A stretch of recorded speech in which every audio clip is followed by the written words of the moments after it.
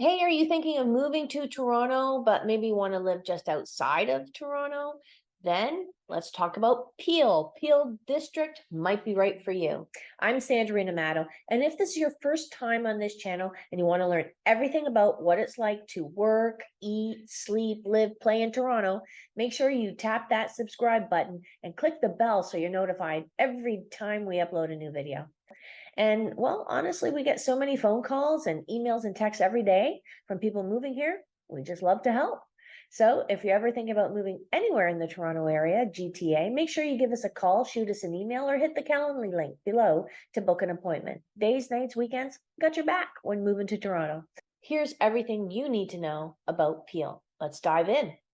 Peel is a large area just west of Toronto. The area is about 1,247 square kilometers.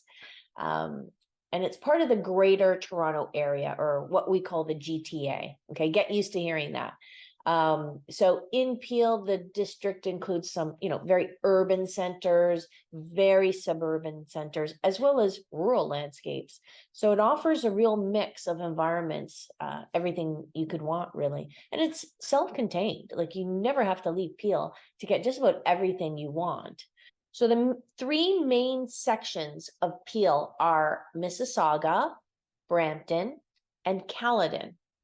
Okay, and then those are broken down into tons and tons of neighborhoods that, in different videos, I'll talk about some of them, but can't talk about everything. It's massive, it's huge. So Mississauga offers a mix of older and newer neighborhoods.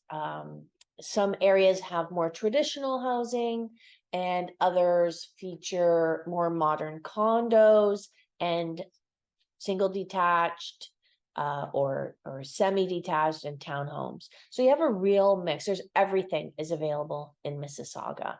And each neighborhood has its own little pros and cons, quirks, if you will, its own flavor. In Brampton, you have a diversity of neighborhoods. You have diverse neighborhoods with, a wide range of architectural styles. The older parts have more established homes, more mature neighborhoods, and the newer areas have modern developments. And then we have Caledon, which is north. You get a more rural feel with larger properties. There are some farms and estates. Some areas have historic homes, while others have more suburban developments. So quite a variety between just those three major areas. And as I said, when you go into the neighborhoods, depending when they were built and by whom, were they built by individuals just building a custom home? Were they built, so far back that people were building one or two houses at a time? Or are they subdivisions with 400 homes? So in Caledon, we've seen an increase of new construction as well. So you're going to see a real variety in all three of these areas.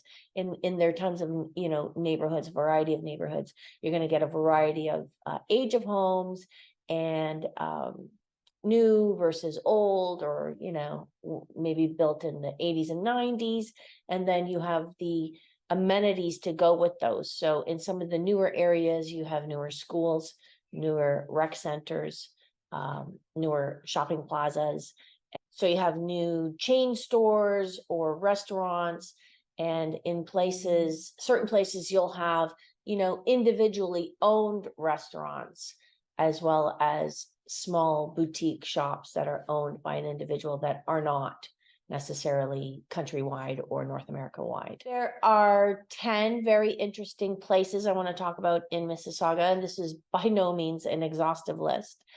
Square One is a very large shopping mall in Mississauga. There's shops, restaurants, and entertainment.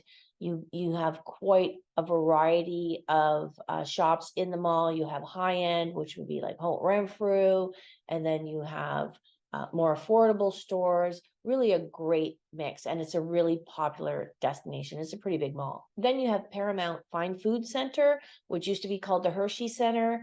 That's a sports and entertainment venue hosting, sports and concerts.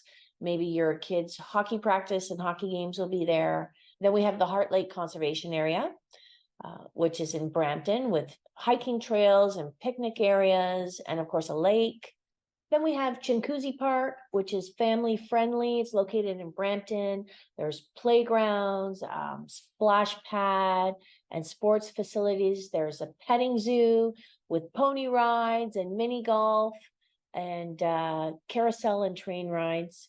And dogs are allowed, but they have to be kept on leash. Streetsville. Streetsville is a historic village in Mississauga, known for charming shops and restaurants and festivals. A little bit higher end in Streetsville in certain areas for housing.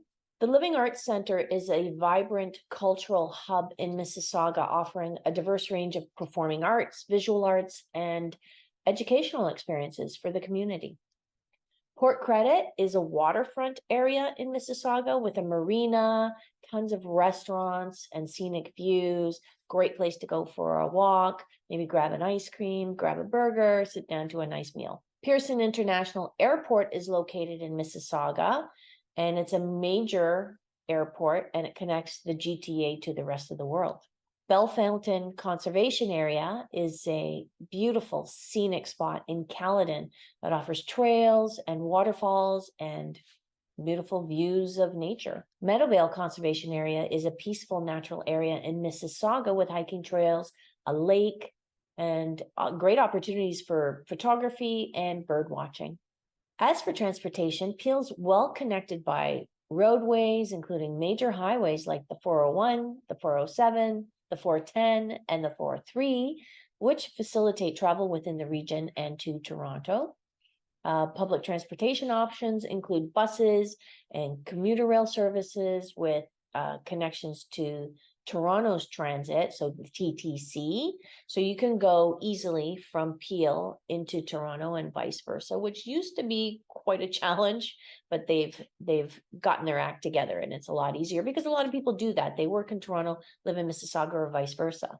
As for education, there's the Peel District School Board and the Dufferin Peel Catholic District School Board, and they offer a range of schools. Tons of private schools and post-secondary institutions, including Sheridan College campuses and a U of T campus in Mississauga. There's dog parks, which Jack Darling Memorial Park, which is along Lake Ontario, and there's an off-leash area.